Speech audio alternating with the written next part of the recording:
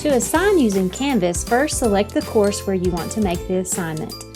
Now, on the left-hand side of your screen, you will see Assignments towards the top. Choose Assignments. Now, on the right-hand corner of your screen, you'll see a blue box that says Add Assignments. Select this. Give the assignment name and instructions that you want to leave for the student. Choose the points value that you want to give this assignment.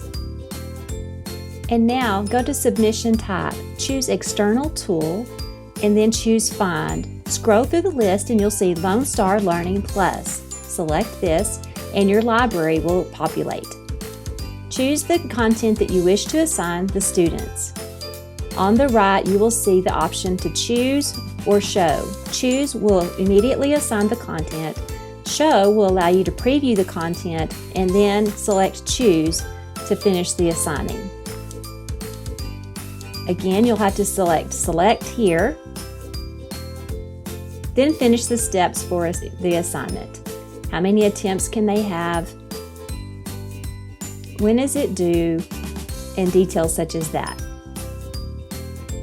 Now on the bottom right, you will see 3 buttons. You want to select Save and Publish. Now the content has been assigned to the students and they are ready to go.